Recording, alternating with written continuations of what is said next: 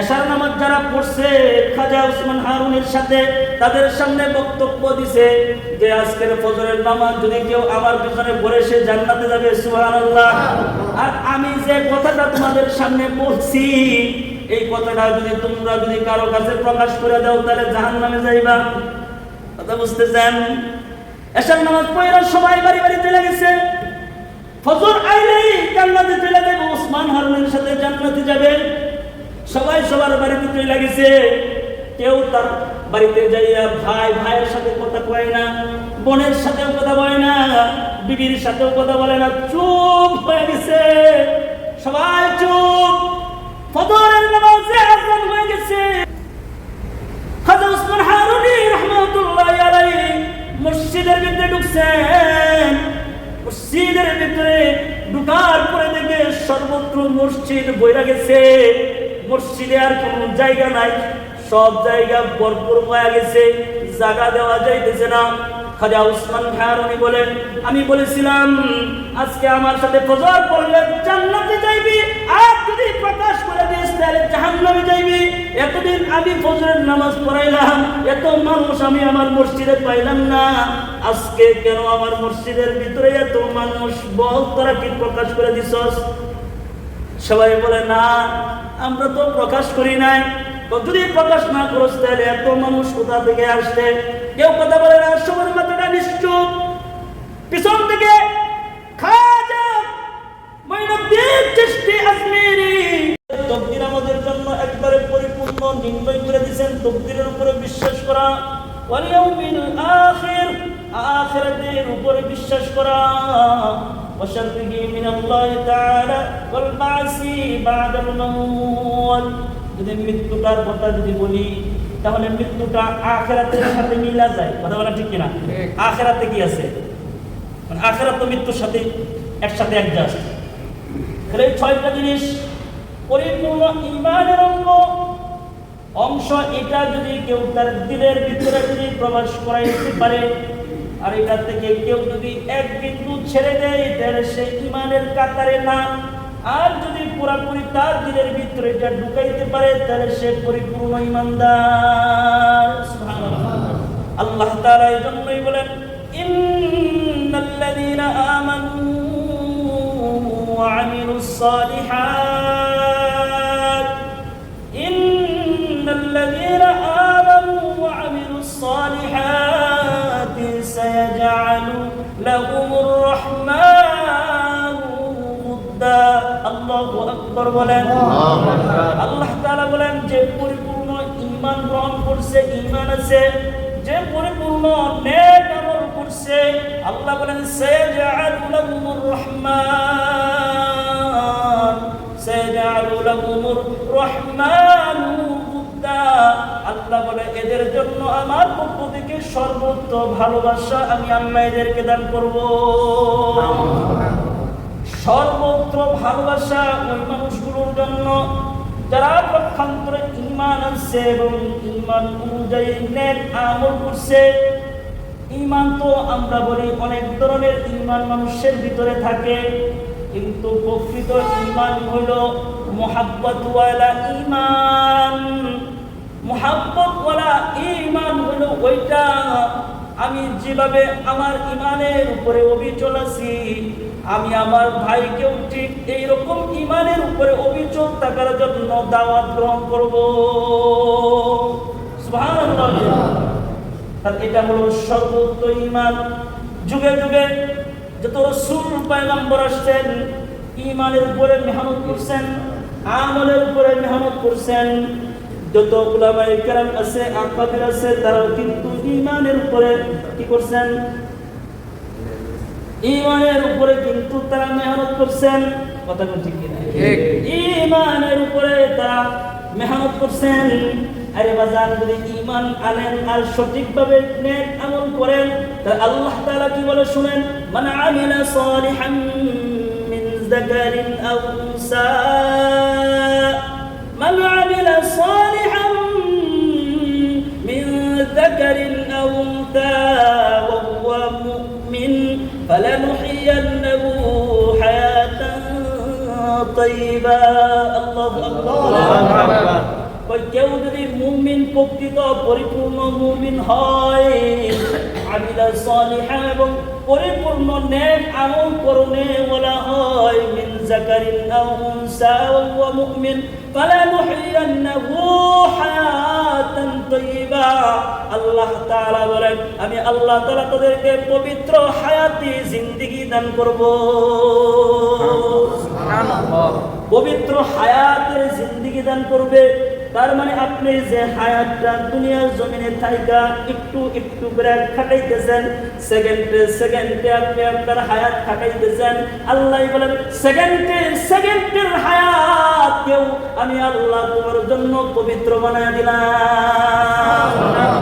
শুধু কি তাই নয়, এটা যদি পুরুষও হয় নারীও হয়, কি হয়? যদি পুরুষও হয় নারীও হয়। ঈদের নামাজ পুরুষ মানুষের জন্য ওয়াজিব, কথা বলেন ঠিক কিনা? আবার জুমার নামাজ পুরুষ মানুষের জন্য ফরজ, কথা বলেন ঠিক কিনা? জুমার নামাজ পুরুষ মানুষের জন্য ফরজ, ঈদের নামাজ পুরুষ মানুষের জন্য ওয়াজিব।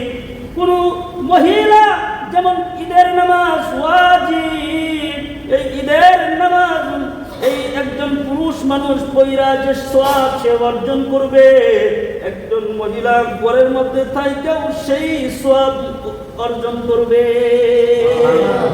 আর হুজুরে বলেন সুবহানাল্লাহ। জুমার নামাজ পুরুষ মানুষের জন্য ফরজ হয়ে গেছে, মহিলা সে তার জোহরের নামাজ সে তার ঘরের মধ্যে আদায় করবে, আল্লাহ তাআলা জুমার ফজিলতের সওয়াব মহিলার আমলনামায় দিয়ে দিবে। ওই পুরুষ আর নারী তারা সমান না।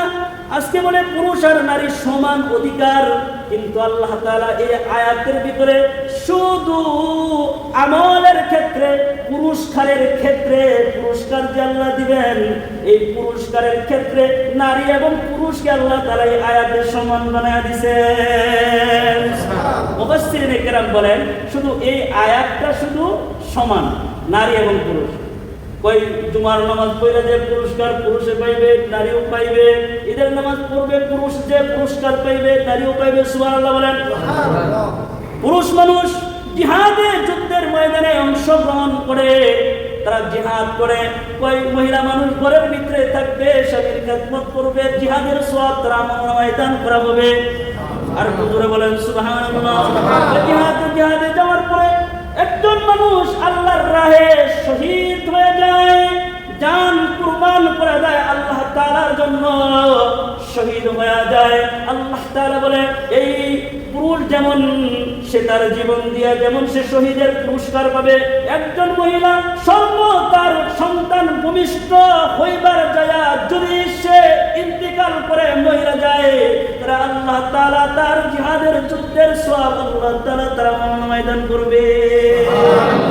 ওই যখন তারা যুদ্ধ করলো, যুদ্ধ করার পরে আবার তারা কিন্তু ফিরে আসে, গাজীর মালা পরে পরে আসে, গাজীর মালা পরে আসে। আল্লাহ তাআলা বলেন এই তোমরা তো যুদ্ধের ময়দানে যুদ্ধ করে বাড়ি ফিরছো, গাজীর মালা পয়রা সব নিয়ে পুরস্কার নিয়ে আসতো, আমি আল্লাহ তাআলা কোন নারী যদি সন্তান ভূমিষ্ঠ করে এবং এই নারী যদি সুস্থ থাকে, এই নারী যদি সন্তান ভূমিষ্ঠ করবার গিয়া ভালো থাকে, মহিলা না যায়, তাহলে গাজীর পুরস্কার আমি আমার এই বান্দিটারও আমি দান করবো। من ذكر أو أنثى وهو مؤمن فلنحيينه حياة طيبة। আমি আল্লাহ তাআলা তাদেরকে ঘোষণা দিয়ে দিলাম, আমি আল্লাহ সাইন করে দিলাম, তাদের উভয়কে আমি আল্লাহ তাআলা পবিত্র হায়াতের গ্যারান্টি দিয়ে দিলাম। সুবহানাল্লাহ। তাহলে এই আয়াতে কিন্তু নারী পুরুষ সমান সমান, কথা বল ঠিক কিনা? এই আয়াতে নারী পুরুষ সমান সমান। এজন্য বলতেছি বাজান, কাজ হলো একটা, ঈমান বানাও, আমল বানাও। আরে ঈমান যদি কেউ বানায়, কেউ যদি আমল বানায়, তাহলে ঈমান আর আমল নিয়ে কবরে ঢুকতে দেরি হয়। রাসূল বলেন ঈমান আর প্রকৃত আমল নিয়ে কেউ যদি কবরে যদি ঢুকে যায়, তাহলে আল্লাহ পাকের জান্নাতের দরজা কবর পর্যন্ত সুগ্রাণ খুইলা দিতে আল্লাহ দেরি করে না। তাহলে তাহলে আমার কথা হইল ঈমান বানাইবেন, আমল বানাইবেন, নিজে বানাইবেন, আরেকজনকে বানানোর জন্য তার কাছে গিয়া দরকার বললে তার পাটা ধরবেন। উম্মতের দরদি হইতে হইব, দরদ মাখানিয়া তাদের কাছে গিয়া দাওয়াত দিতে হইব।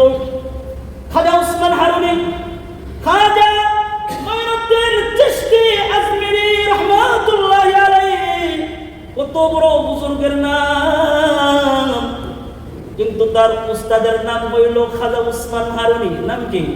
খাজা উসমান হারুনি।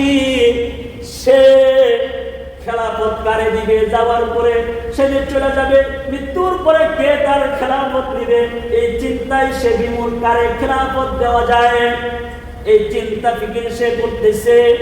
একদিন ফজরের নামাজে সে তার যে ছাত্ররা আছে, মুসল্লিরা আছে, তাদের দিকে তাকায়া বলতেছে, আজকে যারা আমার পিছনে আজকে যারা ফজরের নামাজ পড়বে রহমাতুল্লাহি আলাইহি মাথাটা নিচু করে দিছে। খাজা উসমান হারুনি বলে, হে মঈনুদ্দিন, তুই বলছস নাকি? জি উস্তাদ জি, আমি বলছি মানুষকে ফজরের নামাজ পড়তে। আল্লাহু আকবার বলেন। আমি তাদেরকে ডাইকা বলছি ফজরের নামাজে আসার জন্য এত মানুষ হয়েছে। ওই তুই কি শুনস নাই? যদি আমার কথা কারো কাছে বইলা দেস তাহলে জাহান্নামে যাইবি। তুই এটা শুনছস?